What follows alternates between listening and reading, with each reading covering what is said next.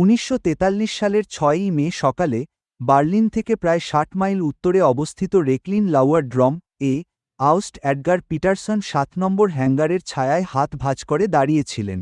তিনি দেখছিলেন তার কারিগরি দল সেই বিমানটি থেকে ক্যানভাসের আবরণ খুলছে, যেটি তারা 3 দিন আগে ডাচ উপকূলের কাছে একটি জরুরি অবতরণের পর উদ্ধার করেছিল। তার সামনে থাকা যন্ত্রটিকে দেখে মনে হচ্ছিল এটি কোনো জাদুঘরে থাকার জিনিস, কোনো বিশ্বযুদ্ধের মাঝে থাকার নয়। কাঠের কাঠামো, প্লাইউডের আবরণ, এই সংস্করণটিতে কোনো প্রতিরক্ষামূলক অস্ত্রশস্ত্র দৃশ্যমান ছিল না। এটা অবিশ্বাস্য মনে হচ্ছিল যে এই ধ্বংসাবশেষটি কয়েক মাস ধরে জার্মান আকাশসীমায় ত্রাস সৃষ্টি করে আসছিল। পিটারসন 1939 সাল থেকে যুদ্ধবিমান ইউনিটের নেতৃত্ব দিয়ে আসছিলেন। তিনি পোলিশ বাইপ্লেন, ফরাসি মেরিন এবং ব্রিটিশ স্পিটফায়ারের বিরুদ্ধে বিমান চালিয়েছেন।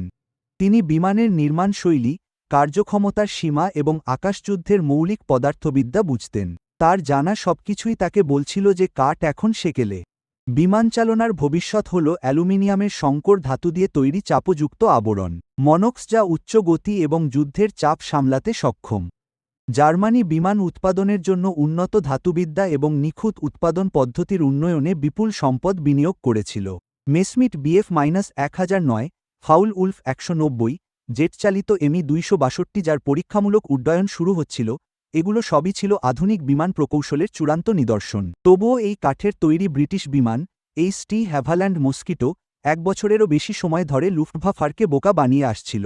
গল্পের এই গভীর বিশ্লেষণ যদি আপনার ভালো লেগে থাকে, তাহলে সাবস্ক্রাইব বাটনে ক্লিক করুন এবং কমেন্টে আমাদের জানান যে আজ আপনি বিশ্বের কোন প্রান্ত থেকে এটি দেখছেন। পিটারসন যুদ্ধের রিপোর্টগুলো পড়েছিলেন। মস্কিটো বিমানগুলো দিনের আলোতে বার্লিনের ছবি তুলছিল, এত উঁচুতে এবং এত দ্রুত উঠছিল যে ইন্টারসেপ্টরগুলো তাদের নাগাল পাচ্ছিল না। মস্কিটো বিমানগুলো অসলোতে গেস্টাপো সদর দপ্তরে এমন নিখুঁতভাবে বোমা ফেলছিল যা অসম্ভব বলে মনে হচ্ছিল। মস্কিটো বিমানগুলো রাডারে দেখা যাচ্ছিল, তারপর ফাইটার বিমান ওড়ার আগেই অদৃশ্য হয়ে যাচ্ছিল। যখন ফাইটার বিমানগুলো বাধা দিচ্ছিল, মস্কিটো বিমানগুলো কেবল গতি বাড়িয়ে দূরে চলে যাচ্ছিল। ব্রিটিশরা এদেরকে কাঠের বিস্ময় বলত। জার্মান পাইলটদের দেওয়া নামগুলো অবশ্য ততটা সদয় ছিল না। 7 নম্বর হ্যাঙ্গারে থাকা বিমানটি ছিল একটি ফটো রিকনেসান্স সংস্করণ, শনাক্তকরণ প্লেট অনুযায়ী একটি পিআরএম মার্ক 4। পাইলট জার্মান আক্রমণের কারণে নয়, বরং ইঞ্জিনের সমস্যার কারণে অবতরণ করতে বাধ্য হয়েছিলেন। ধরা পড়ার আগে তিনি যা কিছু পারতেন ধ্বংস করে দিয়েছিলেন, যন্ত্রপাতি ভেঙে, নথি পুড়িয়ে, কিন্তু বিমানের কাঠামোটি মূলত অক্ষত ছিল। লুফটওয়াফারের হাতে আসা এটিই ছিল প্রথম তুলনামূলকভাবে অক্ষত বিমান। এর আগে ধরা পড়া প্রতিটি বিমানই এতটাই ক্ষতিগ্রস্ত ছিল যে সেগুলোর কোনো অর্থপূর্ণ বিশ্লেষণ সম্ভব ছিল না। হয় সেগুলো বিধ্বস্ত হয়েছিল, অথবা জার্মান বাহিনী সেগুলোকে সুরক্ষিত করার আগেই সেগুলোর নাবিকরা ধ্বংস করে দিয়েছিল। পিটারসনের আদেশ সরাসরি রাইখের মার্শাল হারমান গুরিং এর কর্মীদের কাছ থেকে এসেছিল। এই বিমানটি পরীক্ষা করুন, এর কার্যক্ষমতার বৈশিষ্ট্যগুলো নির্ধারণ করুন। জার্মান যুদ্ধবিমানগুলো কেন এটিকে ধরতে পারছে না তা বুঝুন। পাল্টা ব্যবস্থার জন্য সুপারিশ প্রদান করুন। এর অন্তর্নিহিত অর্থ ছিল স্পষ্ট। লুফটওয়াফার মরিয়া হয়ে উঠেছিল। তাদের উত্তর প্রয়োজন ছিল। প্রযুক্তিবিদরা যখন তাদের পরিদর্শন শুরু করলেন, প্রতিটি খুঁটিনাটি পরিমাপ, ছবি তোলা এবং নথিভুক্ত করা, তখন পিটারসন ধীরে ধীরে বিমানটির চারপাশে হেঁটে বেড়ালেন। বিমানের মূল কাঠামোটি ছিল মসৃণ, সুন্দর আকৃতির এবং এর মার্জিত রেখাগুলো গতির ইঙ্গিত দিচ্ছিল। ডানাগুলো ছিল পাতলা, দেখতে প্রায় নাজুক। ইঞ্জিনগুলো ছিল রোলস রয়েস মার্লিন, ঠিক সেই একই পাওয়ার প্ল্যান্ট যা স্পিটফায়ার এবং ল্যাঙ্কাস্টারকে শক্তি দিত। এটি কোনো অভিনব কিছু ছিল না, এমন কিছুও নয় যা জার্মানি তাত্ত্বিকভাবে মেলাতে বা ছাড়িয়ে যেতে পারত না, কিন্তু এটি ছিল কাঠের তৈরি। পিটারসন হাত বাড়িয়ে বিমানের কাঠামোতে টোকা দিলেন। বাক্সের উপর টোকা দেওয়ার মতো একটি ফাঁপা শব্দ হল।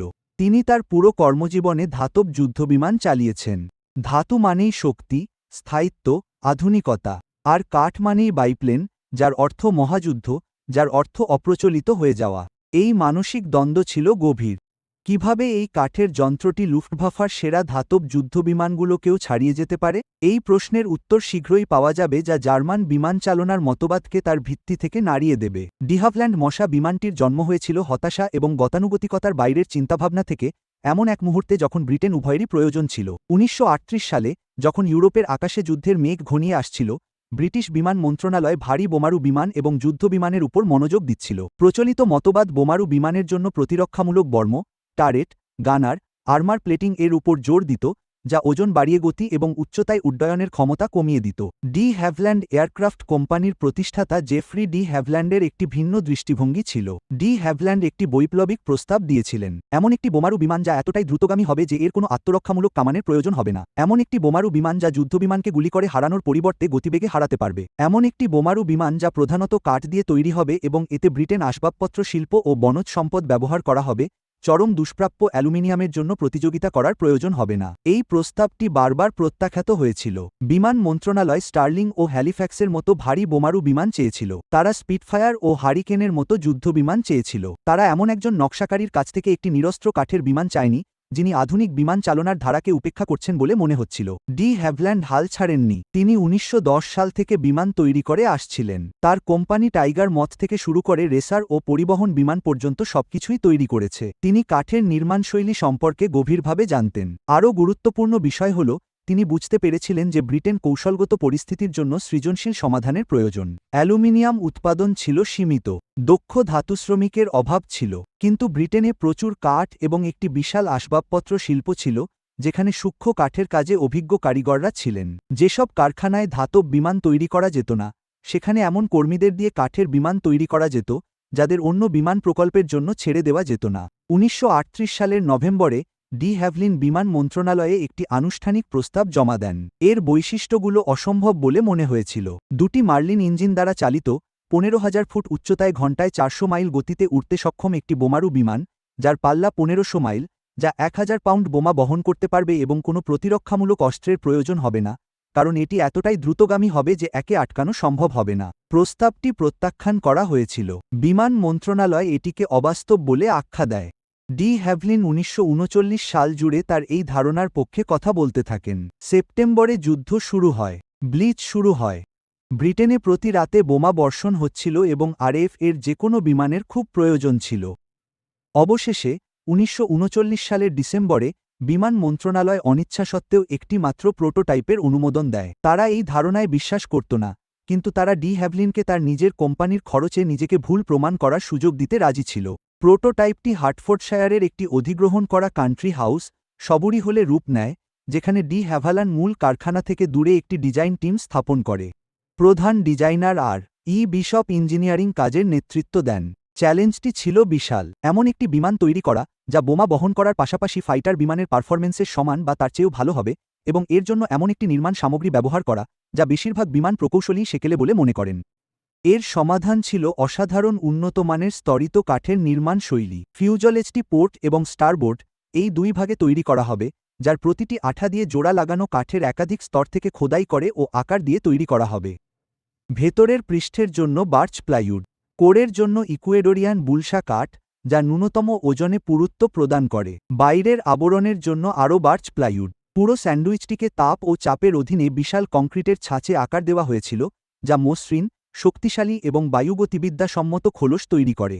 দুটি অংশকে কেন্দ্ররেখা বরাবর যুক্ত করা হবে, যা কার্যকরভাবে একটি একক ছাঁচে ঢালা যৌগিক উপাদান দিয়ে ফিউজলেজ তৈরি করবে। ডানাগুলোতেও একই ধরনের নির্মাণ নীতি ব্যবহার করা হয়েছিল, কিন্তু সেগুলোর কাঠামো ছিল ভিন্ন। স্প্রুস কাঠের স্পারগুলো মূল শক্তিদায়ক উপাদান হিসেবে কাজ করেছিল। প্লাইউডের রিবগুলো এয়ার ফয়েলের আকৃতি তৈরি করেছিল। পুরো কাঠামোটিকে আরও প্লাইউডের একটি আবরণ দিয়ে ঢেকে দেওয়া হয়েছিল, যা একটি স্ট্রেসড স্কিন স্ট্রাকচার তৈরি করে, যেখানে বাইরের আবরণটি সামগ্রিক শক্তিতে অবদান রাখে। এর ফলে ওজন অনুযায়ী কাঠামোটি অসাধারণভাবে শক্তিশালী হয়েছিল। কিছু ক্ষেত্রে এটি সমতুল্য ধাতব কাঠামোর চেয়েও বেশি শক্তিশালী ছিল, কারণ কাঠের প্রাকৃতিক তন্তুর বিন্যাসকে গুরুত্বপূর্ণ দিকগুলোতে সর্বোচ্চ শক্তি অর্জনের জন্য কাজে লাগানো যেত। আঠাটি ছিল অত্যন্ত গুরুত্বপূর্ণ। ডি হ্যাভল্যান্ড অ্যারোলাইট নামক একটি সিনথেটিক রেজিন ব্যবহার করেছিলেন, যা বিশেষভাবে বিমান নির্মাণের জন্য তৈরি করা হয়েছিল। সঠিকভাবে শুকানোর পর এই আঠাটি কাঠের চেয়েও বেশি শক্তিশালী ছিল। অ্যারোলাইট দিয়ে জোড়া দেওয়া অংশগুলো আঠার লাইনের আগে কাঠের মধ্যেই ভেঙে যেত। এই উপাদানটি আর্দ্রতা, ছত্রাক এবং চরম তাপমাত্রা প্রতিরোধীও ছিল, যা স্কটল্যান্ড থেকে উত্তর আফ্রিকা পর্যন্ত সমুদ্রপৃষ্ঠ থেকে 30,000 ফুট উচ্চতায় চলাচলকারী একটি বিমানের জন্য অপরিহার্য ছিল। ব্রিটেন বিভিন্ন আসবাবপত্রের কারখানায় এর নির্মাণ কাজ সম্পন্ন হয়েছিল। এর বডির কাজ করেছিলেন পার্কারনল এবং রনসন কোম্পানির মতো প্রতিষ্ঠানের কারিগররা, যারা যুদ্ধের আগে থেকেই ডাইনিং টেবিল এবং বেডরুম সেট তৈরি করত।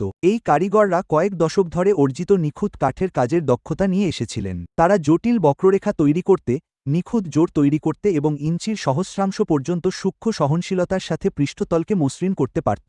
যে দক্ষতাগুলো আধুনিক যুদ্ধের জন্য অপ্রাসঙ্গিক বলে মনে হতো, সেগুলো হঠাৎ কৌশলগতভাবে অত্যাবশ্যক হয়ে উঠল। প্রোটোটাইপটি প্রথম উড্ডয়ন করে 1940 সালের 25শে November test pilot Geoffrey de Havilland junior, যিনি ছিলেন ডিজাইনারের পুত্র, হ্যাটফিল্ড এয়ারোড্রোম থেকে বিমানটি উড্ডয়ন করান এবং সঙ্গে সঙ্গেই একটি অসাধারণ জিনিস আবিষ্কার করেন। বিমানটি ছিল দ্রুত, অসাধারণ দ্রুত। প্রোটোটাইপের কম ক্ষমতার মার্লিন ইঞ্জিন থাকা সত্ত্বেও এটি সমতল উড্ডয়নে প্রায় 400 মাইল প্রতি ঘন্টা গতিতে পৌঁছাত। এর নিয়ন্ত্রণ ছিল চমৎকার, এটি ছিল প্রতিক্রিয়াশীল এবং স্থিতিশীল। এটি দ্রুত উপরে উঠত। সবচেয়ে গুরুত্বপূর্ণ বিষয় হল, ডিজাইনার যা প্রতিশ্রুতি দিয়েছিলেন এবং বিমান মন্ত্রণালয় জানিয়ে সন্দেহ করেছিল, বিমানটি তার সবকিছুই করেছিল। 1941 সালের শুরু পর্যন্ত কর্মক্ষমতা পরীক্ষা চলতে থাকে। উচ্চতায় স্পিটফায়ারের চেয়ে মস্কিটো দ্রুততর প্রমাণিত হয়। এটি এমন গতিতে চলতে পারত যা জার্মান বোমারু বিমানগুলো কেবল জরুরি অবতরণের সময় অর্জন করতে পারত। এর পাল্লা নির্দিষ্ট মানকে ছাড়িয়ে গিয়েছিল। এর নিয়ন্ত্রণ ছিল সহজ, যা এটিকে অসাধারণ দক্ষতার পরিবর্তে সাধারণ পাইলটদের জন্য উপযুক্ত করে তুলেছিল। কাঠের কাঠামোতে দুর্বলতার কোনো লক্ষণ দেখা যায়নি, বরং কাঠ ধাতুর চেয়ে যুদ্ধের ক্ষতি আরও ভালোভাবে সহ্য করতে পারত। অ্যালুমিনিয়ামে যেভাবে ফাটল ছড়াতে পারত, বুলেটের ছিদ্র সেভাবে কাঠামোগত ফাটলে পরিণত হতো না। বিমান মন্ত্রণালয়ের সংশয় দূর হয়ে গেল। অর্ডারের ঢল নামতে লাগল। মশা বিমানটি বোমারু বিমান, গোয়েন্দা বিমান, রাত্রিকালীন যুদ্ধবিমান, পথপ্রদর্শক এবং আক্রমণকারী যুদ্ধবিমান হিসেবে তৈরি করা হতো। অবশেষে এর 30টিরও বেশি সংস্করণ তৈরি হয়, যা সাবমেরিন শিকার থেকে শুরু করে গেস্টাপো সদর দপ্তরে নিখুঁত আক্রমণ পর্যন্ত বিভিন্ন ভূমিকায় ব্যবহৃত হতো। 1941 এবং 42 সাল জুড়ে এর উৎপাদন দ্রুতগতিতে বাড়তে থাকে, যা একাধিক কারখানায় ছড়িয়ে পড়ে এবং অবশেষে কানাডা ও অস্ট্রেলিয়া পর্যন্ত পৌঁছায়। 1943 সালের শুরুর দিকে, যখন আউস্ট পিটারসন 7 নম্বর হ্যাঙ্গারে দাঁড়িয়ে জব্দ করা বিমানগুলো পরীক্ষা করছিলেন, ততদিনে 1500 এরও বেশি মশা বিমান তৈরি হয়ে গিয়েছিল। জার্মানির আকাশে এগুলোর উপস্থিতি ক্রমশ বাড়ছিল এবং এগুলো এমন সব মিশনে উঠছিল যা অসম্ভব বলে মনে হতো।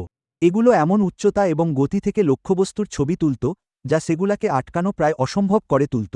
এগুলো এমন নিখুঁতভাবে বোমা ফেলত যা ভারী বোমারু বিমানও মেলাতে পারত না। তারা দেখিয়েছিল যে গতানুগতিক চিন্তাভাবনার বাইরে গিয়ে এবং উপলব্ধ সম্পদের সৃজনশীল ব্যবহারের মাধ্যমে এমন ফলাফল অর্জন করা সম্ভব, যা প্রচলিত পদ্ধতিতে সম্ভব নয়। লুফটওয়াফারের এই কাঠের তৈরি ব্যতিক্রমী জিনিসটি বোঝা প্রয়োজন ছিল। তাদের জানতে হতো এটি কেন এত ভালোভাবে কাজ করে, এর কার্যকারিতার দাবিগুলো সত্যি কিনা, এবং সবচেয়ে গুরুত্বপূর্ণভাবে কিভাবে একে থামানো যায়। রেকলিনের পরীক্ষাটি এর উত্তর দেবে। কিছু উত্তর হবে প্রযুক্তিগত, অন্যগুলো হবে মনস্তাত্ত্বিক। যে বিমানবাহিনী নিজেদেরকে বিমান প্রযুক্তির সর্বোচ্চ শিখর বলে বিশ্বাস করত, তাদের জন্য এই সবগুলোই হবে অস্বস্তিকর। 1943 সালের 8ই মে এর যন্ত্রাংশ খোলার কাজ শুরু হয়। পিটারসন তার সেরা প্রযুক্তি বিশেষজ্ঞদের এই কাজে নিযুক্ত করেন, যারা বছরের পর বছর ধরে জব্দ করা ব্রিটিশ ও আমেরিকান বিমান পরীক্ষা করেছেন এবং যারা এয়ারফ্রেম ডিজাইন, অ্যারোডাইনামিক্স ও পাওয়ার প্ল্যান্ট ইঞ্জিনিয়ারিং বোঝেন। তারা জার্মান প্রকৌশল সংস্কৃতির দাবি অনুযায়ী পদ্ধতিগত নির্ভুলতার সাথে এই মস্কিটো এক প্রকার বিমান কাছে যান। প্রতিটি অংশ পরিমাপ করা, ওজন করা, পরীক্ষা করা এবং নথিভুক্ত করা হবে। কোনো কিছুই অনুমান করে নেওয়া হবে না। প্রথম বিস্ময়টি আসে যখন প্রযুক্তিবিদরা পরিদর্শন প্যানেলগুলো সরাতে শুরু করেন, যেখানে তারা ধাতব কাঠামো, যেমন স্ট্রিঙ্গার, লঙ্গরন এবং ফরমার, যা প্রচলিত বিমানের গঠনকে সংজ্ঞায়িত করে, সেগুলো পাওয়ার আশা করেছিলেন। কিন্তু তারা পেলেন আকৃতি দেওয়া কাঠ। বিমানদেহটি কাঠের প্যানেল দিয়ে ঢাকা কোনো ধাতব কাঠামো ছিল না। এটি ছিল সম্পূর্ণ কাঠের তৈরি, প্রকৌশলগতভাবে উন্নত কাঠ, যা স্তরিত করে এমন একটি কাঠামোতে রূপ দেওয়া হয়েছিল যার জন্য কোনো অভ্যন্তরীণ কঙ্কালের প্রয়োজন ছিল না। বাইরের আবরণটিই ছিল এর কাঠামো। প্রধান প্রকৌশলী হেডম্যান ভেরা বেগ ভেতরের পৃষ্ঠে হাত বোলালেন। প্লাইউডটি ছিল মসৃণ, নিখুঁতভাবে লাগানো এবং জোড়োগুলো এতটাই আটসাট ছিল যে সেগুলো প্রায় দেখাই যাচ্ছিল না। তিনি বিভিন্ন অংশে টোকা দিয়ে শব্দটা শুনলেন। নিরেট, ঘন। কাঠটিতে রেজিন মেশানো হয়েছিল, যা একে আর্দ্রতা প্রতিরোধী এবং কাঁচা কাঠের চেয়ে অনেক বেশি শক্তিশালী করে তুলেছিল। তিনি ভেবেছিলেন এর নির্মাণশৈলী হবে অপরিশীলিত, হয়তো কোনো সাময়িক ব্যবস্থার জন্য যথেষ্ট, কিন্তু ধাতুর চেয়ে নিকৃষ্ট। কিন্তু তিনি যা পেলেন তা ছিল অত্যন্ত পরিশীলিত। ডানার সংযোগস্থলগুলো বিশেষভাবে দৃষ্টি আকর্ষণ করল। একটি ধাতব বিমানে ডানাগুলো ভারী ধাতব ফিটিংয়ের মাধ্যমে বিমানদেহের শক্তিশালী অংশের সাথে বোল্ট দিয়ে আটকানো থাকে, যা ভারকে কাঠামোগত কাঠামোতে ছড়িয়ে দেয়। মশা বিমানের ডানাগুলো ধাতব পাত দিয়ে শক্তিশালী করা কাঠের জোরের মাধ্যমে সংযুক্ত ছিল, কিন্তু ভারের প্রধান পথটি সরাসরি বিমানদেহের স্তরিত কাঠের কাঠামোর উপর দিয়ে যাচ্ছিল। কাঠের কাঠামোটি নিজেই এমন উড়ন্ত ভার বহন করছিল যার জন্য সাধারণত ধাতব কাঠামোর প্রয়োজন হয়। বার্ক পীড়ন বিশ্লেষণ এবং উপকরণ পরীক্ষার আদেশ দিলেন। তাদের শক্তির বৈশিষ্ট্যগুলো বোঝা দরকার ছিল। মার্লিন ইঞ্জিনগুলো তাদের কাছে পরিচিতই ছিল। রোলস রয়েস মার্লিন ২১ ইঞ্জিন, যার প্রতিটি প্রতি মিনিটে ৩০০০ ঘূর্ণনে ১২৬০ হর্স পাওয়ার শক্তি উৎপাদন করত। এগুলো মূলত সেই একই ইঞ্জিন যা স্পিটফায়ার মার্ক ৫ বিমানে ব্যবহৃত হতো, যেগুলোকে জার্মান পাইলটরা এক দুর্ধর্ষ প্রতিপক্ষ হিসেবে সম্মান করত। মস্কিটো বিমানটিতে এই ধরনের দুটি ইঞ্জিন ছিল, যা সম্মিলিতভাবে প্রায় ২৫০০ হর্স পাওয়ার শক্তি দিত। ৫৪ ফুট ২ ইঞ্চি ডানার বিস্তার এবং ৪০ ফুট ৬ ইঞ্চি দৈর্ঘ্যের এই আকারের একটি বিমানের জন্য এর শক্তি ওজন অনুপাত ছিল অসাধারণ। টেকনিশিয়ানরা যন্ত্রাংশগুলো খোলার সময় সেগুলোর ওজন মাপতেন। বিমানের মূল কাঠামোটি একটি সমতুল্য ধাতব কাঠামোর চেয়ে অনেক হালকা ছিল। সঠিকভাবে প্রকৌশলগতভাবে তৈরি করা হলে কাঠের শক্তি ওজন অনুপাত অনেক ক্ষেত্রে অ্যালুমিনিয়ামের সমান বা তার চেয়েও বেশি ছিল। কিন্তু কাঠের আরও একটি সুবিধা ছিল। ধাতব কাঠামোর মতো এর জন্য বিশাল স্টাম্পিং প্রেস, এক্সট্রুশন সরঞ্জাম এবং বিশেষায়িত যন্ত্রপাতির প্রয়োজন হতো না। ব্রিটিশরা এমন সব কৌশল ব্যবহার করে একটি উচ্চ ক্ষমতাসম্পন্ন বিমান তৈরি করছিল, যা আসবাবপত্র নির্মাতারা বুঝতেন। পরীক্ষা যত এগোতে থাকল, প্রতিরক্ষামূলক অস্ত্রের অনুপস্থিতি ততই বোধগম্য হতে লাগল। প্রতিটি গান টারেট ওজন, বায়ু প্রতিরোধ এবং জটিলতা বাড়িয়ে দিত। একটি সাধারণ ব্রিটিশ বোমারু বিমানে একাধিক টারেট, গানার, গোলাবারুদ এবং রিকয়েল লোড সামলানোর জন্য কাঠামোগত শক্তি বৃদ্ধি থাকত। এই সমস্ত ওজন গতি এবং কার্যক্ষম সর্বোচ্চ উড্ডয়ন সীমা কমিয়ে দিত। মস্কিটো এর কিছুই বহন করত না। সাশ্রয় করা ওজন জ্বালানি, বোমা এবং অতিরিক্ত গতির জন্য ব্যবহৃত হতো। এর সম্পূর্ণ নকশার দর্শনই ছিল ভিন্ন। শত্রুর সাথে যুদ্ধ না করে শত্রুকে এড়িয়ে চলা। জ্বালানি ধারণক্ষমতা নকশার পরিশীলতার আরেকটি দিক প্রকাশ করেছিল। মস্কিটো তার ডানার ট্যাঙ্ক এবং ফিউসেলেজের সেলগুলোতে ৫৪৫ ইম্পেরিয়াল গ্যালন জ্বালানি বহন করত। সাশ্রয়ী ক্রুজ সেটিংসে এটি ১৫০০ মিটারের বেশি পাল্লা দিত। ব্রিটিশরা জার্মানির গভীরে লক্ষ্যবস্তুতে আঘাত হানতে, সেগুলোর ছবি তুলতে এবং ভারী বোমারু বিমানের প্রয়োজনীয় বিশাল জ্বালানির বোঝা ছাড়াই ইংল্যান্ডে ফিরে আসতে পারত। একটি ল্যাঙ্কাস্টার ২৪০০ গ্যালন জ্বালানি বহন করত, কিন্তু ৭ জন ক্রুসহ ৭ টন বোমা টানার জন্য তার এই জ্বালানির প্রয়োজন হতো। ২ জন ক্রু সদস্যসহ মস্কিটো বিমানটি ১৪০০ পাউন্ড ওজনের বোমা বহন করত এবং ১/৪ কম জ্বালানিতে একই বা তার চেয়েও ভালো পাল্লা অর্জন করত। এর বোমা রাখার স্থানটি ছিল ছোট কিন্তু চমৎকারভাবে নকশা করা। এর ভেতরে ৪টি ৫০০ পাউন্ডের বোমা অথবা একটি ৪০০০ পাউন্ডের ব্লকবাস্টার বোমা বহন করা যেত। বোমাগুলো বিমানের পেটের ভেতরের দরজা দিয়ে খাড়াভাবে একে অপরের সাথে ঘনিষ্ঠভাবে সাজানো অবস্থায় বোঝাই করা হতো। কোনো জটিল র্যাক বা বাইরের সরঞ্জামের জন্য কোনো ভারী কাঠামোগত সাপোর্ট ছিল না। সবকিছুই ছিল ভেতরে, যা বায়ু প্রতিরোধ কমিয়ে দিত। বিমানের নাকের অংশে বোমা নিক্ষেপকারীর অবস্থান নির্ভুল আক্রমণের জন্য চমৎকার দৃশ্যমানতা দিত, যা ভারী বোমারু বিমানগুলো উচ্চতা থেকে অর্জন করতে হিমশিম খেত। মে মাস জুড়ে পরীক্ষা নিরীক্ষা চলতে থাকায় এমন একটি চিত্র সামনে আসে যা পিটারসনেন এবং তার দলকে উদ্বিগ্ন করে তোলে। মস্কিটো বোমারু বিমানের নকশার ক্ষেত্রে একটি সম্পূর্ণ ভিন্ন পদ্ধতির প্রতিনিধিত্ব করেছিল, যা প্রতিরক্ষামূলক গোলাবর্ষণ এবং বর্মের পরিবর্তে গতি ও উচ্চতার মাধ্যমে কৌশলগত প্রভাব অর্জন করত। আরও উদ্বেগের বিষয় হল, এটি এমন উপকরণ এবং নির্মাণ পদ্ধতি ব্যবহার করে এই কার্যকারিতা অর্জন করেছিল যা ব্রিটেন অনির্দিষ্টকালের জন্য টিকিয়ে রাখতে পারত। জার্মানির বোমারু বিমান উৎপাদন অ্যালুমিনিয়ামের ঘাটতি এবং যুদ্ধবিমান উৎপাদনের প্রতিযোগিতামূলক চাহিদার কারণে সীমাবদ্ধ ছিল। ব্রিটেন দৃশ্যত সেই সীমাবদ্ধতা সম্পূর্ণরূপে এড়িয়ে গিয়েছিল।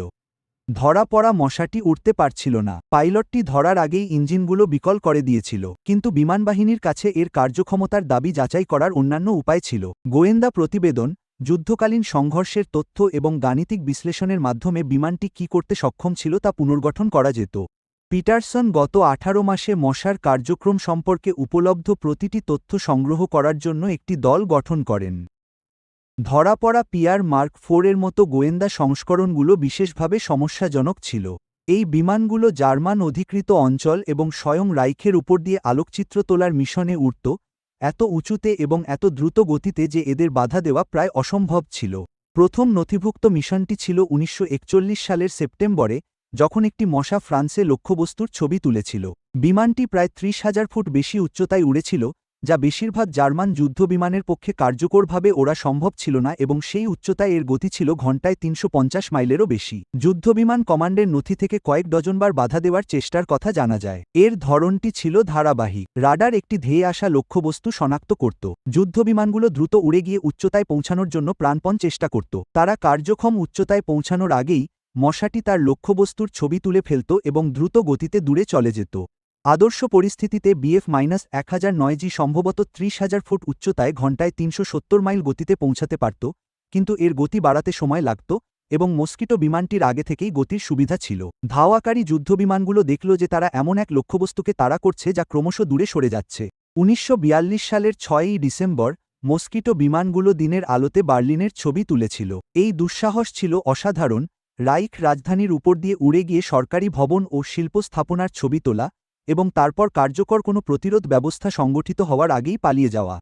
গুরিং প্রচণ্ড ক্ষুব্ধ হয়েছিলেন। এই অভিযান প্রমাণ করেছিল যে ব্রিটেন জার্মানির যে কোনো জায়গায় তুলনামূলকভাবে নির্বিঘ্নে আঘাত হানতে পারে, অন্তত দ্রুতগামী গোয়েন্দা বিমান দিয়ে। আজ যার ছবি তোলা হচ্ছে, কাল হয়তো সেখানেই বোমা ফেলা হতে পারে। বোমারু বিমানের সংস্করণগুলোও সমানভাবে সমস্যাজনক ছিল। ১৯৪৩ সালের বসন্ত জুড়ে মস্কিটো বোমারু বিমানগুলো বার্লিনে উপদ্রবমূলক হামলা চালিয়েছিল, যার সময় নির্ধারণ করা হয়েছিল ঘুম ব্যাহত করতে এবং বেসামরিক নাগরিকদের আশ্রয়কেন্দ্রে যেতে বাধ্য করতে। এর মনস্তাত্ত্বিক প্রভাব ছিল সুদূরপ্রসারী। জার্মান বেসামরিক নাগরিকদের বলা হয়েছিল যে আকাশপথ বিমানবাহিনীর নিয়ন্ত্রণে রয়েছে, তাই দ্রুতগামী ব্রিটিশ বোমারু বিমানগুলো হামলা চালিয়ে পালিয়ে যাওয়ার সময় তারা প্রতি রাতে বিমান হামলার সাইরেন শুনতে পেত। এই হামলাগুলো ব্যাপক ক্ষয়ক্ষতি ঘটায়নি। হাতে গোনা কয়েকটি বিমান প্রায় ১ টন বোমা বহন করত। প্রতিটি বিমান ভারী বোমারু বিমানের বহরের ধ্বংসযজ্ঞের সমকক্ষ হতে পারত না, কিন্তু এগুলো নিজেদের দুর্বলতা প্রকাশ করত এবং জনগণকে উদ্বিগ্ন রাখত।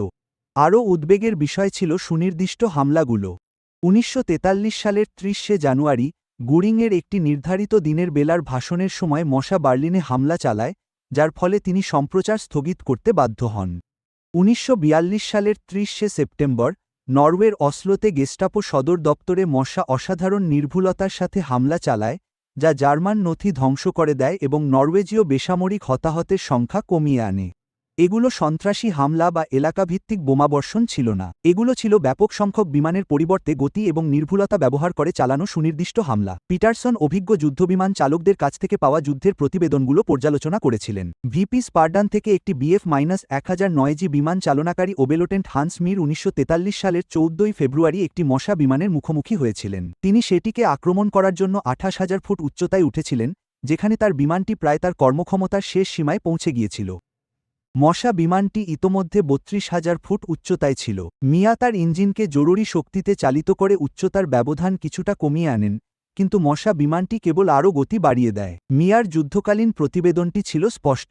লক্ষ্যবস্তুটি পুরো যুদ্ধ জুড়ে গতির সুবিধা বজায় রেখেছিল। গুলি চালানোর সীমার মধ্যে আসতে পারিনি। জ্বালানির অবস্থার কারণে ধাওয়া করা বন্ধ করে দিয়েছি। যদি এই গল্পটি আপনার ভালো লাগে, অনুগ্রহ করে সাবস্ক্রাইব করতে এবং নোটিফিকেশন চালু করতে একটু সময় নিন।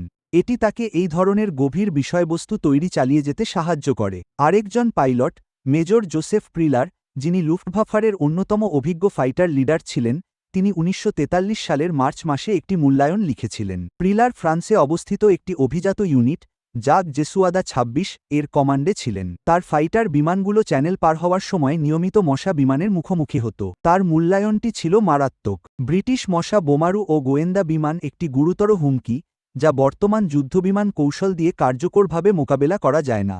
উচ্চতায় বিমানটির গতি আমাদের বাধা দেওয়ার সক্ষমতাকে ছাড়িয়ে যায়। সুপারিশ হল একটি বিশেষায়িত উচ্চ উচ্চতার ইন্টারসেপ্টর তৈরি করা অথবা এটা মেনে নেওয়া যে মশা তুলনামূলকভাবে নির্বিঘ্নে তার কার্যক্রম চালাবে। জার্মানির অন্য ফ্রন্টলাইন যুদ্ধবিমান ফাউলার উলফ ১৯০ এর অবস্থাও এর চেয়ে ভালো ছিল না। FW-১৯০ এ নিম্ন ও মাঝারি উচ্চতায় চমৎকার কর্মক্ষমতা দেখালেও ২৫,০০০ ফুটের উপরে এটি কার্যকারিতা হারায়। পাতলা বাতাসে ইঞ্জিনের সুপারচার্জার শক্তি ধরে রাখতে পারত না। মশা বিমানগুলো সাধারণত গোয়েন্দা মিশনে বা সুরক্ষিত আকাশসীমায় প্রবেশের সময় ওই উচ্চতার উপরে চলাচল করত। নিচের জার্মান যুদ্ধবিমানগুলো বিমানের ধোঁয়ার রেখা দেখতে পেলেও সেটিকে নাগাল পেত না। কিছু পাইলট নিম্ন উচ্চতায় মশা বিমানের বিরুদ্ধে সাফল্যের কথা জানিয়েছেন, বিশেষ করে যখন ব্রিটিশ বিমানগুলো ভূমি আক্রমণ বা রাত্রিকালীন যুদ্ধবিমানের ভূমিকায় থাকত। এই পরিস্থিতিতে মশা বিমানটি পালানোর চেষ্টা করছিল না। এটি জার্মান লক্ষ্যবস্তুতে আঘাত হানার জন্য কৌশল পরিবর্তন করছিল। কিন্তু গোয়েন্দা ও বোমারু বিমানগুলো অনেক উঁচুতে ও দ্রুত গতিতে উড়ত এবং সেগুলাকে বাধা দেওয়ার সাফল্য ছিল বিরল। গোয়েন্দা হিসাব অনুযায়ী জার্মান অধিকৃত অঞ্চলের ওপর দিয়ে পরিচালিত মশা বিমানের উড্ডয়নের ৫%-এরও কম সফলভাবে বাধা দেওয়া সম্ভব হয়েছিল। ব্রিটিশরা মূলত দুর্ঘটনা, আবহাওয়া এবং যান্ত্রিক ত্রুটির কারণে মশা বিমান হারাচ্ছিল, জার্মান যুদ্ধবিমানের কারণে নয়। এর প্রভাব পিটারসনেন এবং লুফটভাফা নেতৃত্বের জন্য অস্বস্তিকর ছিল। জার্মানি উন্নত যুদ্ধবিমান তৈরির জন্য বিপুল পরিমাণ সম্পদ বিনিয়োগ করেছিল। BF-1009 বিমানটি একাধিক সংস্করণের মধ্য দিয়ে বিকশিত হয়েছিল, যার প্রতিটিতে যুদ্ধের অভিজ্ঞতা অন্তর্ভুক্ত ছিল এবং প্রতিটি এর কর্মক্ষমতাকে আরও উন্নত করেছিল। টুবলাফ ইউ-190 বিমানটি শুরু থেকেই সর্বাধুনিক প্রকৌশল জ্ঞান ব্যবহার করে একটি আধুনিক যুদ্ধবিমান হিসেবে নকশা করা হয়েছিল। জার্মানি MI-262 এর পরীক্ষামূলক উড্ডয়নের মাধ্যমে জেট বিমান তৈরিতে অগ্রণী ভূমিকা পালন করেছিল। জার্মান বিমান প্রকৌশলকে বিশ্বের সেরা বলে মনে করা হতো, অথচ ব্রিটেন এমন একটি কাঠের বিমান তৈরি করেছিল যা জার্মান যুদ্ধবিমানগুলো ধরতে পারছিল না। এর মনস্তাত্ত্বিক প্রভাব কেবল কর্মক্ষমতার তুলনার মধ্যেই সীমাবদ্ধ ছিল না। মশা বিমানটি আধুনিক যুদ্ধ এবং শিল্প প্রতিযোগিতার মৌলিক ধারণাগুলোকে চ্যালেঞ্জ করেছিল। জার্মান সামরিক মতবাদ উন্নত প্রযুক্তি এবং নিখুঁত প্রকৌশলের ওপর জোর দিত। রাইখের প্রচারণা ক্রমাগত জার্মান প্রযুক্তিগত শ্রেষ্ঠত্বের ধারণাগুলোকে শক্তিশালী করে তুলেছিল। জার্মান শ্রমিকদের বলা হতো যে তারা বিশ্বের সেরা অস্ত্র তৈরি করছে। জার্মান সৈন্যদের বলা হতো যে তারা তাদের শত্রুদের চেয়ে উন্নত সরঞ্জাম দিয়ে যুদ্ধ করছে। মশা বিমানটি ইঙ্গিত দিয়েছিল যে প্রযুক্তিগত উৎকর্ষের চেয়ে চতুর নকশা এবং উপলব্ধ সম্পদের দক্ষ ব্যবহারই হয়তো বেশি গুরুত্বপূর্ণ। ব্রিটেন জার্মানিকে প্রকৌশলে ছাড়িয়ে যাওয়ার চেষ্টা করছিল না। ব্রিটেন কাঠ ব্যবহার করছিল, এমন একটি উপাদান যা প্রতিটি বনে পাওয়া যায়, এমন বিমান তৈরি করতে যা জার্মানির উন্নত ধাতব যুদ্ধবিমানগুলো আটকাতে পারত না। এর কৌশলগত প্রভাব ছিল সুদূরপ্রসারী। যদি কাঠের বিমান এমন কর্মক্ষমতা অর্জন করতে পারে, তাহলে আধুনিক যুদ্ধ সম্পর্কে আর কোন ধারণাগুলো ভুল হতে পারে? পিটারসন ১৯৪৩ সালের মে মাসের শেষের দিকে তার প্রতিবেদনটির খসড়া তৈরি করেন। অস্বস্তিকর উপসংহারগুলো সত্ত্বেও নথিটি ছিল প্রযুক্তিগত, বিস্তারিত এবং যথাসম্ভব বস্তুনিষ্ঠ। মশা বিমানটির কর্মক্ষমতার দাবিগুলো সঠিক ছিল। বিমানটি সত্যিই উচ্চতায় ঘণ্টায় ৪০০ মাইলের বেশি গতিতে উড়তে পারত। এটি ৩০,০০০ ফুটের উপরে উড়তে পারত। এর পাল্লা জার্মান আকাশসীমার গভীরে প্রবেশের সুযোগ দিত। সবচেয়ে গুরুত্বপূর্ণ বিষয় হল, তৎকালীন লুফটভাফা যুদ্ধবিমানগুলো এটিকে নির্ভরযোগ্যভাবে আটকাতে পারত না। প্রতিবেদনে সুপারিশ করা হয়েছিল যে জার্মানিকে ৩০,০০০ ফুটের উপরে অবিচ্ছিন্ন কর্মক্ষমতা বজায় রাখতে সক্ষম উচ্চতার ইন্টারসেপ্টর তৈরি করতে হবে। উন্নত সুপারচার্জার বা টার্বোচার্জার অপরিহার্য ছিল। বিকল্পভাবে, যদি জেট কর্মসূচিকে ত্বরান্বিত ও নির্ভরযোগ্য করা যেত, তবে মি-২৬২ এর মতো জেট ফাইটারগুলো মশা ধরার জন্য যথেষ্ট গতির সুবিধা দিতে পারত। ভূমিভিত্তিক সমাধান, উন্নত রাডার, শনাক্তকরণ এবং বাধা দেওয়ার মধ্যে উন্নত সমন্বয়। মশা আসার আগেই উচ্চতায় ফাইটার মোতায়েন করা সহায়ক হতে পারত, কিন্তু অধিকৃত ইউরোপের সর্বত্র এটি কার্যকরভাবে বাস্তবায়ন করা কঠিন হতো। প্রতিবেদনটি কমান্ড চেইনের ওপর দিয়ে পাঠানো হয়েছিল। ঊর্ধ্বতন কর্মকর্তারা বিভিন্ন প্রতিক্রিয়া নিয়ে এটি পড়েন। কেউ কেউ সমস্যাটি স্বীকার করে প্রতিকারমূলক ব্যবস্থা তৈরির পক্ষে ছিলেন। অন্যরা এমন সিদ্ধান্তে পৌঁছাতে বাধা দেন যা জার্মানির প্রযুক্তিগত দুর্বলতার ইঙ্গিত দেয়। থার্ড রাইখের রাজনৈতিক পরিবেশ এমন ছিল যে অকাট্য প্রমাণ থাকা সত্ত্বেও শত্রুপক্ষের কোনো সুবিধা থাকতে পারে, এমনটা বলা বিপজ্জনক ছিল। বিশেষ করে গুরিং বিমানবাহিনীর অযোগ্যতা সম্পর্কিত প্রতিবেদনের প্রতি বিরূপ প্রতিক্রিয়া দেখানোর জন্য পরিচিত ছিলেন। কিন্তু বাস্তবতাকে অনির্দিষ্টকালের জন্য অস্বীকার করা যেত না। ১৯৪৩ সাল জুড়ে এবং ১৯৪৪ সালের শুরু পর্যন্ত মশা বিমানগুলো জার্মানির আকাশে তাদের কার্যক্রম চালিয়ে গিয়েছিল। তারা লক্ষ্যবস্তুর ছবি তুলত, বার্লিনে বোমা ফেলত এবং প্রমাণ করত যে শুধুমাত্র গতির জোরেই দ্রুতগামী, নিরস্ত্র বিমান সুরক্ষিত আকাশসীমায় টিকে থাকতে পারে। জার্মান বিমান ডিজাইনাররা উন্নত ইন্টারসেপ্টর তৈরির কাজ শুরু করেন, কিন্তু এর উন্নয়নে সময় লেগেছিল এবং যুদ্ধের পরিস্থিতি খারাপ হতে থাকায় সম্পদও ক্রমশ সীমিত হয়ে আসছিল। জার্মান পাইলটদের জন্য মশা বিমানটি হতাশার প্রতীক হয়ে উঠেছিল। তারা বিমানগুলোকে দেখতে পেত, রাডারে তাদের গতিবিধি অনুসরণ করতে পারত, বাধা দেওয়ার চেষ্টা করত এবং অসহায়ভাবে দেখত ব্রিটিশ বিমানগুলো দ্রুতগতিতে দূরে চলে যাচ্ছে। এর মনস্তাত্ত্বিক প্রভাব ছিল ক্ষয়কারী। জার্মানির যুদ্ধবিমানগুলো যদি একটি কাঠের তৈরি ব্রিটিশ বোমারু বিমানকে ধরতে না পারে, তবে তা জার্মানদের প্রযুক্তিগত শ্রেষ্ঠত্ব সম্পর্কে কী বলে? যুদ্ধের সম্ভাব্য ফলাফল সম্পর্কেই বা কী বলে? রেকলিনের পরীক্ষাটি প্রযুক্তিগত প্রশ্নের উত্তর দিয়েছিল। এটি একটি কার্যকারিতা যাচাই করেছিল। এটি নির্মাণ পদ্ধতি ব্যাখ্যা করেছিল, কিন্তু এটি কিছু অস্বস্তিকর সত্যের মুখোমুখি হতেও বাধ্য করেছিল। কখনো কখনো অপ্রচলিত পদ্ধতি প্রচলিত ধারণার চেয়েও ভালো কাজ করে। কখনো কখনো সম্পদের সীমাবদ্ধতা এমন উদ্ভাবনকে চালিত করে যার সাথে প্রযুক্তিগত সুবিধাও পাল্লা দিতে পারে না। কখনো কখনো শত্রু আপনার শিকার করার চেয়েও বেশি চালাক হয়। কাঠের তৈরি এই বিষয়টি এই সমস্ত শিক্ষাকেই প্রমাণ করেছিল এবং লুফটওয়াফারের কাছে এর কোনো কার্যকর জবাব ছিল না। ১৯৪৩ সাল থেকে ১৯৪৪ সাল যত গড়াচ্ছিল, মশা বিমানের আধিপত্য ততই তীব্রতর হচ্ছিল। পিটারসন রেকলিনে যে বিমানটি পরীক্ষা করেছিলেন তা ছিল প্রাথমিক উৎপাদনের মানের একটি নিদর্শন। পরবর্তী সংস্করণগুলিতে এমন সব উন্নতি যোগ করা হয়েছিল যা আগে থেকেই কঠিন বাধা দেওয়ার সমস্যাটিকে প্রায় অসম্ভব করে তুলেছিল। ১৯৪৩ সালের শেষের দিকে পরিষেবাতে আসা বি মার্ক ১১৬ বোমারু সংস্করণে চাপ নিয়ন্ত্রিত কেবিন ছিল, যা নাবিকদের চরম উচ্চতায়ও আরামে কাজ করার সুযোগ দিত। এফবি মার্ক ৬ ফাইটার বোমারু সংস্করণে ৪টি ২০ মিলিমিটার কামান এবং ৮টি রকেট যুক্ত করা হয়, যা মশা বিমানটিকে তার গতির সুবিধা বজায় রেখেই একটি বিধ্বংসী ভূমি আক্রমণ প্ল্যাটফর্মে রূপান্তরিত করে। উৎপাদনের সংখ্যাই তার নিজের গল্প বলছিল। ১৯৪৩ সালের শেষ নাগাদ ডি হ্যাভল্যান্ড এবং সহযোগী নির্মাতারা প্রতি মাসে ২০০টিরও বেশি মশা বিমান উৎপাদন করছিল। ব্রিটিশ কারখানাগুলো, যারা একসময় আসবাবপত্র তৈরি করত, তারা এখন এমন হারে যুদ্ধবিমান তৈরি করছিল যা জার্মান গোয়েন্দা বিশ্লেষকদের বিশ্বাসযোগ্যতাকে প্রশ্নবিদ্ধ করেছিল। ব্রিটেন কিভাবে কাঠ ব্যবহার করে এই ধরনের উৎপাদন বজায় রাখতে পারছিল? এর উত্তর নিহিত ছিল সম্পদ বণ্টনে, যা জার্মানির পক্ষে মেলানো সম্ভব ছিল না। যখন রাইখ অ্যালুমিনিয়ামের ঘাটতি, ফাইটার ও বোমারু বিমান কর্মসূচির প্রতিযোগিতামূলক চাহিদা এবং মিত্রশক্তির বোমাবর্ষণ থেকে উৎপাদন কেন্দ্রগুলোকে দূরে সরিয়ে রাখার প্রয়োজনীয়তা নিয়ে হিমশিম খাচ্ছিল, তখন ব্রিটেন মশা বিমান উৎপাদন সম্পূর্ণ ভিন্ন সরবরাহ ব্যবস্থা ব্যবহার করত।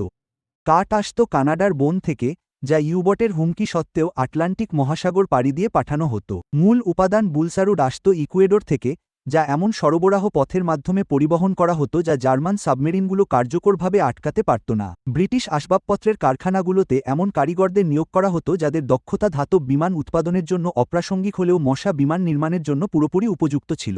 যে নারীরা ভারী ধাতব কাজ করতে পারতেন না, তারা মশা বিমান নির্মাণের জন্য প্রয়োজনীয় সূক্ষ্ম কাঠের কাজে পারদর্শী ছিলেন। পুরো উৎপাদন ব্যবস্থাটি প্রচলিত বিমান উৎপাদনের সমান্তরালে বিদ্যমান ছিল, যা সক্ষমতার জন্য প্রতিযোগিতা না করে বরং তা বৃদ্ধি করত। মশা বিমানের কার্যক্রম এমন সব ভূমিকায় প্রসারিত হয়েছিল যা এর নকশাকারীরা শুরুতে কল্পনাও করেননি। আকাশে রাডার সজ্জিত নাইট ফাইটার সংস্করণগুলো ব্রিটিশ শহরগুলোতে আক্রমণকারী জার্মান বোমারু বিমানের বিরুদ্ধে বিধ্বংসী প্রমাণিত হয়েছিল। মশা বিমানের গতি একে বোমারু বিমান ধরতে সাহায্য করত এবং এর ভারী কামানের অস্ত্রশস্ত্র সেগুলাকে দক্ষতার সাথে ধ্বংস করে দিত। জার্মান বোমারু বিমানের ক্রুরা, যারা ব্লিৎজের সময় ব্রিটিশ বেসামরিক নাগরিকদের আতঙ্কিত করেছিল, তারা এখন এমন এক বিমানের দ্বারা শিকার হচ্ছিল যা থেকে তাদের পালানোর কোনো উপায় ছিল না। মনস্তাত্ত্বিক পরিস্থিতি পুরোপুরি পাল্টে গিয়েছিল। পাথফাইন্ডার স্কোয়াড্রনগুলো ভারী বোমারু বিমানের বহরের জন্য লক্ষ্যবস্তু চিহ্নিত করতে মশা বিমান ব্যবহার করত। দ্রুতগামী মশা বিমানগুলো প্রথমে এসে দৃশ্যত বা রাডারের মাধ্যমে লক্ষ্যবস্তু শনাক্ত করত, রঙিন চিহ্ন ফেলে দিত এবং মূল বোমারু বিমানের বহর পৌঁছানোর আগেই পালিয়ে যেত। এই কৌশলটি বোমাবর্ষণের নির্ভুলতা নাটকীয়ভাবে বাড়িয়ে দিয়েছিল। জার্মান প্রতিরক্ষাকারীদের সামনে দুটি পথ বেছে নেওয়ার সুযোগ ছিল: হয় পাথফাইন্ডারের দ্রুতগামী বিমানগুলোকে বাধা দেওয়া, যেগুলোকে আটকানো কঠিন ছিল, অথবা মূল বোমারু বিমানের বহরের জন্য অপেক্ষা করা। উভয় ক্ষেত্রেই মশা বিমানগুলো ভারী বোমারু বিমানগুলোকে আরও কার্যকর করে তুলেছিল। সম্ভবত লুফটভাফোর জন্য সবচেয়ে ক্ষতিকর ছিল হালকা বোমারু বিমানের হামলাগুলো। মশা বিমানের ছোট ছোট দল, কখনো কখনো মাত্র 4টি বিমান নিয়ে, অধিকৃত ইউরোপ এবং খোদ জার্মানি জুড়ে বিভিন্ন লক্ষ্যবস্তুতে আঘাত হানত। তারা রেল জংশন, শিল্প কারখানা এবং প্রশাসনিক কেন্দ্রগুলোতে এমন নির্ভুলতার সাথে বোমা ফেলত যা ভারী বোমারু বিমানের পক্ষে মেলানো সম্ভব ছিল না। একক হামলার ফলে ক্ষয়ক্ষতি সামান্য হলেও এর সম্মিলিত প্রভাব ছিল সুদূরপ্রসারী। আরও গুরুত্বপূর্ণ বিষয় হল এর মনস্তাত্ত্বিক প্রভাব ছিল সুদূরপ্রসারী। জার্মান বিমান প্রতিরক্ষা ব্যবস্থা, যা বিশাল বোমারু বিমান বহরকে প্রতিহত করার জন্য তৈরি করা হয়েছিল, ছোট ও দ্রুতগামী লক্ষ্যবস্তুগুলোকে মোকাবিলা করতে হিমশিম খাচ্ছিল, যেগুলো যে কোনো জায়গায় আঘাত হানতে পারত। ১৯৪৪ সালের ৩০শে জানুয়ারি মশা বিমানগুলো সম্ভবত তাদের সবচেয়ে দুঃসাহসিক অভিযানটি সম্পন্ন করে। সেই সকালে ১৪০ স্কোয়াড্রনের ১৮টি বিমান অধিকৃত ফ্রান্সের আমিয়ান কারাগারে আক্রমণ চালায়। উদ্দেশ্য ছিল নিখুঁত নিপুণতা, বন্দীদের মধ্যে হতাহতের সংখ্যা সর্বনিম্ন রেখে কারাগারের দেয়াল ভেদ করে ফরাসি প্রতিরোধ বাহিনীর সদস্যদের পালানোর সুযোগ করে দেওয়া। মশা বিমানগুলো নিচু উচ্চতায় আক্রমণ করে এবং অসাধারণ নির্ভুলতার সাথে বোমা বর্ষণ করে। দেয়ালগুলো ভেঙে যায়, প্রহরীদের থাকার জায়গা ধ্বংস হয়ে যায়, ২৫০ জনেরও বেশি বন্দী পালিয়ে যায়, যাদের মধ্যে মৃত্যুদণ্ড কার্যকরের জন্য নির্ধারিত অনেক প্রতিরোধ যোদ্ধাও ছিল। এই অভিযানটি এমন সক্ষমতা প্রদর্শন করেছিল যা প্রচলিত বোমারু বিমানগুলো অর্জন করতে পারত না।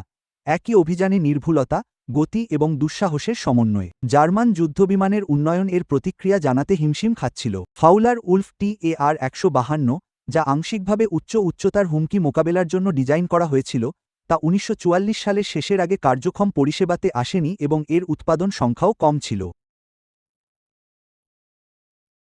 মশা ধরার মতো গতি থাকলেও যান্ত্রিক নির্ভরযোগ্যতার সমস্যা এবং জ্বালানির ঘাটতি এর কার্যকারিতাকে সীমিত করে দিয়েছিল। এমনকি যখন মি-262 বিমানগুলো মশাকে বাধা দিত, তখনও জেটটির সীমিত কার্যক্ষমতার কারণে আক্রমণের সুযোগ খুব অল্প সময়ের জন্য থাকত। 1944 সালের মাঝামাঝি নাগাদ বিমানবাহিনী মূলত মেনেই নিয়েছিল যে জার্মান আকাশসীমায় মশা তুলনামূলকভাবে নির্বিঘ্নেই বিচরণ করবে। ফাইটার বিমানগুলোকে ক্রমশ ভারী বোমারু বিমানের বহরের বিরুদ্ধে লড়াইয়ের জন্য সংরক্ষিত রাখা হচ্ছিল, যেখানে বাধা দেওয়ার সাফল্যের হার বেশি ছিল। মশার সাফল্য সামরিক সরঞ্জাম সংগ্রহ এবং শিল্প কৌশল সম্পর্কে এমন কিছু অস্বস্তিকর প্রশ্ন উত্থাপন করেছিল যা কেবল একটি নির্দিষ্ট ধরনের বিমানের মধ্যেই সীমাবদ্ধ ছিল না। জার্মানির বিমান শিল্প ক্রমবর্ধমান জটিল কিন্তু সম্পদ সাশ্রয়ী নকশার মাধ্যমে প্রযুক্তিগত উৎকর্ষ সাধনের চেষ্টা করেছিল। প্রতিটি নতুন ফাইটার সংস্করণে উন্নত বৈশিষ্ট্য, চাপ নিয়ন্ত্রিত ককপিট, অত্যাধুনিক অস্ত্র ব্যবস্থা এবং বিশেষ উপকরণের প্রয়োজন হয় এমন শক্তিশালী ইঞ্জিন অন্তর্ভুক্ত ছিল। এই বিমানগুলো যখন কাজ করত তখন অপ্রতিরোধ্য ছিল, কিন্তু এগুলো তৈরি, রক্ষণাবেক্ষণ এবং পরিচালনা করা ছিল কঠিন। প্রতিটি বিমানের জন্য ব্যাপক বিশেষায়িত শ্রম এবং উপকরণের প্রয়োজন হওয়ায় উৎপাদনের সংখ্যা কমে গিয়েছিল। মশার ক্ষেত্রে ব্রিটেন দৃষ্টিভঙ্গি ছিল দর্শনগতভাবে ভিন্ন। সর্বোচ্চ প্রযুক্তিগত উৎকর্ষ সাধনের পরিবর্তে ডি হ্যাভল্যান্ড উপলব্ধ সম্পদ দিয়ে অর্জনযোগ্য কর্মক্ষমতার উপরই গুরুত্ব দিয়েছিল। এর ফলস্বরূপ এমন একটি বিমান তৈরি হয়েছিল যা বিভিন্ন মিশন প্রোফাইলে প্রতিযোগীদের চেয়ে ভালো পারফর্ম করত এবং একই সাথে এমন উপকরণ ও উৎপাদন কৌশল ব্যবহার করত যা ব্রিটেন অনির্দিষ্টকালের জন্য টিকিয়ে রাখতে পারত। যুদ্ধ চলতে থাকার সাথে সাথে এবং জার্মানির সম্পদের অবস্থার অবনতি ঘটলে এই পদ্ধতির কৌশলগত প্রজ্ঞা স্পষ্ট হয়ে ওঠে। 1944 সাল নাগাদ জার্মান শিল্প TAR 152, MI-262, HE-219 এর মতো অসাধারণ বিমান তৈরি করছিল, কিন্তু সেগুলোর সংখ্যা এতই কম ছিল যে যুদ্ধের ফলাফলে কোনো প্রভাব ফেলতে পারেনি। যখন হাজার হাজার মিত্রবাহিনীর বিমান আকাশ ছেয়ে ফেলেছিল, তখন 100টি উন্নত যুদ্ধবিমান নিজেদের অবস্থান রক্ষা করতে পারছিল না। এদিকে ব্রিটেন এমন সম্পদ ব্যবহার করে প্রতি মাসে শত শত মশা বিমান তৈরি করছিল যা স্পিটফায়ার, ল্যাঙ্কাস্টার বা অন্যান্য বিমান উৎপাদনের সাথে প্রতিযোগিতা করতে পারত না। মশা এমন এক সক্ষমতা যোগ করেছিল যা জার্মানি মেলাতে পারত না, কারণ জার্মানির কাছে ব্যবহার করার মতো সমতুল্য কোনো সম্পদের উৎস ছিল না। জার্মান সামরিক নেতৃত্বের উপর এর মনস্তাত্ত্বিক প্রভাব ছিল ক্ষয়কারী। 1943 সালের মে মাসে পিটারসনের প্রতিবেদনে সতর্ক করা হয়েছিল যে মশা একটি গুরুতর হুমকি, যার জন্য বিশেষ প্রতিরোধমূলক ব্যবস্থা প্রয়োজন। সেই প্রতিরোধমূলক ব্যবস্থাগুলো কখনোই কার্যকর রূপ নেয়নি। মশার হুমকির প্রতি লুফটওয়াফের প্রতিক্রিয়া ছিল মূলত এটিকে মেনে নেওয়া এবং সম্পদ অন্যত্র কেন্দ্রীভূত করা। এই মেনে নেওয়াটা ছিল যুদ্ধের শুরুর দিকের সেই আত্মবিশ্বাস থেকে এক গভীর বিচ্যুতি, যেখানে মনে করা হতো যে প্রযুক্তিগত শ্রেষ্ঠত্বের মাধ্যমে জার্মান প্রকৌশলী জয়ী হবে। যে জার্মান পাইলটরা মশার বিরুদ্ধে যুদ্ধ করেছেন, যারা যুদ্ধ থেকে বেঁচে ফিরে তাদের গল্প বলেছেন, তারা ধারাবাহিকভাবে এক ধরনের নিষ্ফলতার কথা বর্ণনা করেছেন। তারা শত্রুকে দেখতে পেতেন, বাধা দেওয়ার চেষ্টা করতে পারতেন, এমনকি মাঝে মাঝে প্রতিকূল দূরত্ব থেকেও আক্রমণ করতে পারতেন, কিন্তু তারা মশাদের তাদের উদ্দেশ্য সাধনে বাধা দিতে পারেননি। মেজর হাইন্সভলফ গ্যাংসনালা, লুফটওয়াফের সবচেয়ে সফল নাইট ফাইটার পাইলট, যার 121টি নিশ্চিত বিজয় ছিল, তিনি মশা বিমানটিকে আমাদের সবচেয়ে ভয়ের বিমান হিসেবে বর্ণনা করেছেন, যদিও তিনি নিজে অনুকূল পরিস্থিতিতে বেশ কয়েকটি বিমান ভূপাতিত করেছিলেন। যখন আপনার সবচেয়ে ভয়ের শত্রু কাঠ এবং প্লাইউড দিয়ে তৈরি, তখন তা আপনার নিজের প্রযুক্তিগত সুবিধা সম্পর্কে কি বলে? মিত্রবাহিনীর গোয়েন্দা দলগুলো কর্তৃক জব্দকৃত জার্মান নথি পরীক্ষা করে যুদ্ধ পরবর্তী বিশ্লেষণে লুফটওয়াফের হতাশার মাত্রা প্রকাশ পায়। গুরিং-এর কর্মীদের অভ্যন্তরীণ মেমোতে মশা সমস্যার সমাধানের জন্য বারবার দাবির কথা উল্লেখ ছিল। বিমান ডিজাইনাররা উচ্চতায় ইন্টারসেপ্টর এবং জেট ফাইটারের প্রস্তাব দিয়ে এর জবাব দিয়েছিলেন, কিন্তু এই প্রস্তাবগুলো তৈরি করতে সময়, নির্মাণের জন্য সম্পদ এবং কার্যকরভাবে মোতায়েন করার জন্য পরিচালনগত ও উপযুক্ত পরিস্থিতির প্রয়োজন ছিল। জার্মানির কাছে এগুলোর কোনোটিই পর্যাপ্ত পরিমাণে ছিল না। 1944 সালের শেষের দিকে মিত্রশক্তির বোমাবর্ষণে রাইখের শিল্প সক্ষমতা ভেঙে পড়ছিল। সম্পদের মারাত্মক অভাব ছিল এবং অভিজ্ঞ পাইলটের সংখ্যাও ক্রমশ কমে আসছিল। ইউরোপে যুদ্ধ শেষ হওয়ার সাথে সাথে 1945 সালের মে মাসে মস্কিটো তার শেষ যুদ্ধ অভিযানগুলো সম্পন্ন করে। এই বিমানটি 30টিরও বেশি প্রধান ধরনে তৈরি করা হয়েছিল, যা উচ্চতায় গোয়েন্দা নজরদারি থেকে শুরু করে জাহাজ বিধ্বংসী হামলা পর্যন্ত বিভিন্ন ভূমিকায় ব্যবহৃত হয়েছে। ব্রিটেন, কানাডা এবং অস্ট্রেলিয়ায় নির্মিত মোট ৭,৮০০টিরও বেশি বিমান উৎপাদিত হয়েছিল। যে বিমানটি পুরো যুদ্ধ জুড়ে যুদ্ধে অংশ নিয়েছিল তার জন্য পরিচালনগত ক্ষয়ক্ষতি ছিল আশ্চর্যজনকভাবে কম। এর গতি এবং উচ্চতার কর্মক্ষমতা, যা বিমানকে বাধা দেওয়া কঠিন করে তুলেছিল, তা এর টিকে থাকার সম্ভাবনাও বাড়িয়ে দিয়েছিল। যুদ্ধের পরে জব্দ করা জার্মান নথি থেকে দেখা যায় যে জার্মান অধিকৃত অঞ্চলের উপর দিয়ে উড়ে যাওয়া মস্কিটো বিমানের ক্ষতির হার ছিল প্রায় ৩%, যেখানে একই সময় ভারী বোমারু বিমানের ক্ষেত্রে এই হার ছিল ৫ থেকে ৮%। গতি টিকে থাকার মূলমন্ত্র মস্কিটোর এই নকশার দর্শনটি কার্যকারিতার ফলাফলের মাধ্যমে প্রমাণিত হয়েছিল। বিমানটি প্রমাণ করেছিল যে যখন নকশার অগ্রাধিকারগুলো কার্যকারিতার প্রয়োজনীয়তা এবং শিল্প সক্ষমতার সাথে সঠিকভাবে সামঞ্জস্যপূর্ণ হয়, তখন অপ্রচলিত সমাধানগুলো প্রচলিত পদ্ধতির চেয়েও ভালো ফল দিতে পারে। আউস্ট এডগার পিটারসন যুদ্ধ থেকে বেঁচে ফিরেছিলেন। ১৯৪৫ সালের মে মাসে তিনি আমেরিকান বাহিনীর হাতে ধরা পড়েন এবং মুক্তি পাওয়ার আগে ২ বছর আটক ছিলেন।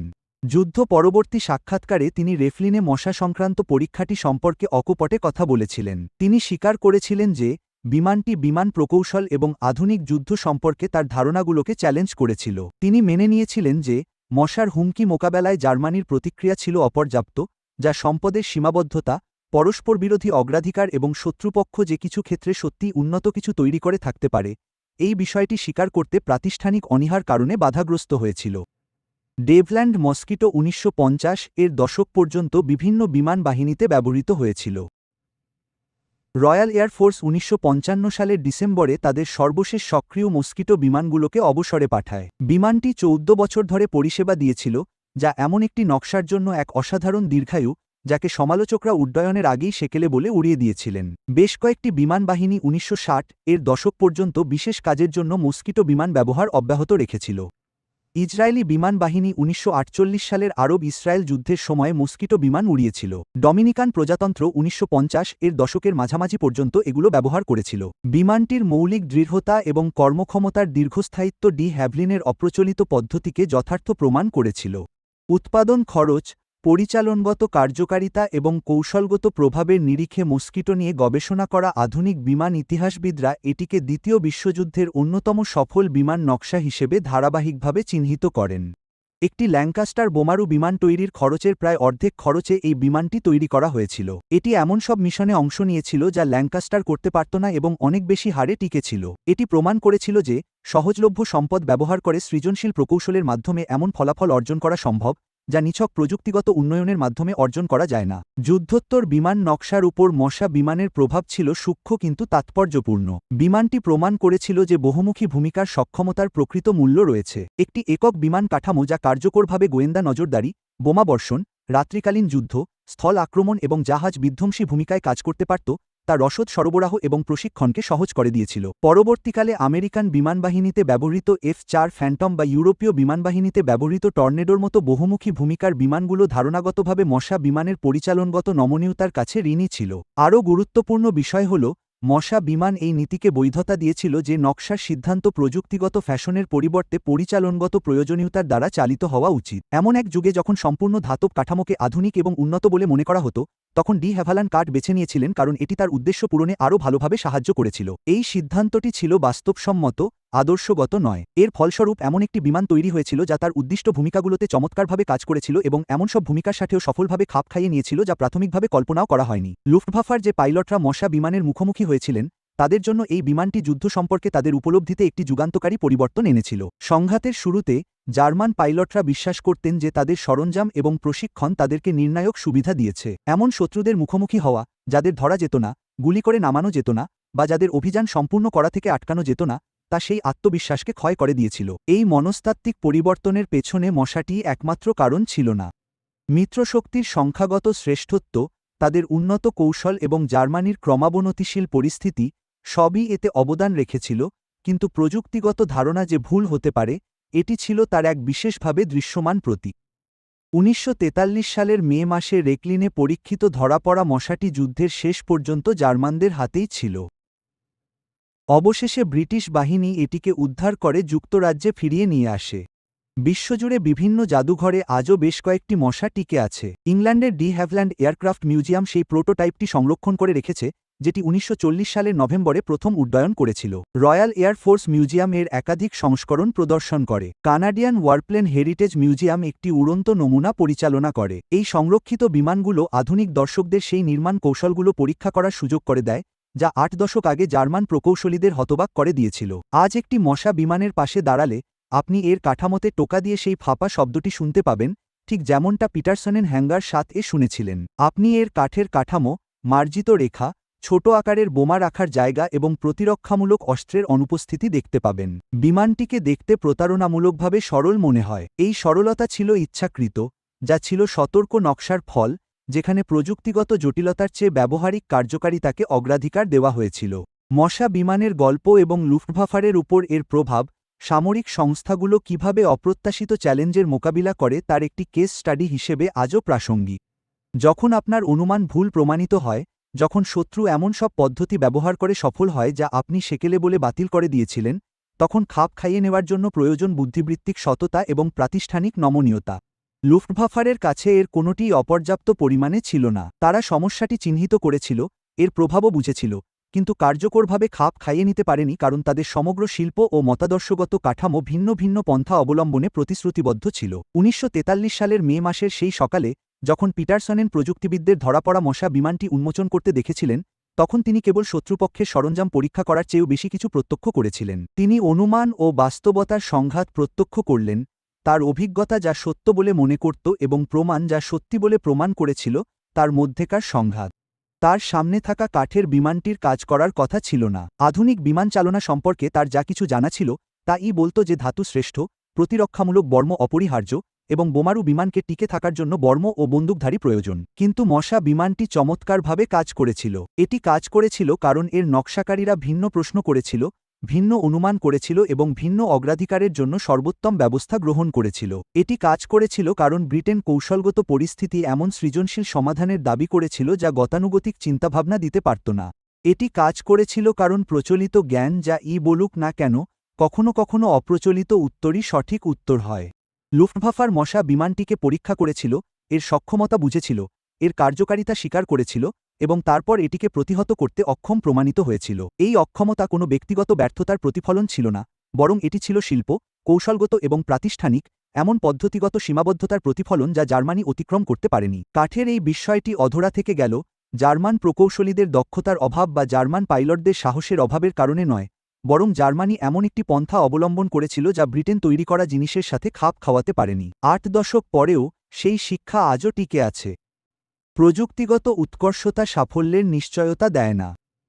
অপ্রচলিত পন্থা কখনো কখনো প্রচলিত পদ্ধতির চেয়ে ভালো ফল দেয়। প্রজ্ঞা ভবিষ্যদ্বাণী করে। সম্পদের সীমাবদ্ধতা এমন উদ্ভাবনকে চালিত করতে পারে যা প্রাচুর্য পারে না, এবং কখনো কখনো শত্রু আপনাকে এমন কিছু দিয়ে অবাক করে দেয় যা কাজ করার কথা নয়, কিন্তু করে। আর তখন আপনি শুধু বাস্তবতাকে স্বীকার করে নিতে পারেন এবং আফসোস করতে পারেন যে যদি আপনি আগে থেকে এটা বুঝতে পারতেন। দেখার জন্য ধন্যবাদ। আরও বিস্তারিত ঐতিহাসিক বিশ্লেষণের জন্য এখনই আপনার স্ক্রিনে থাকা অন্যান্য ভিডিওগুলো দেখুন।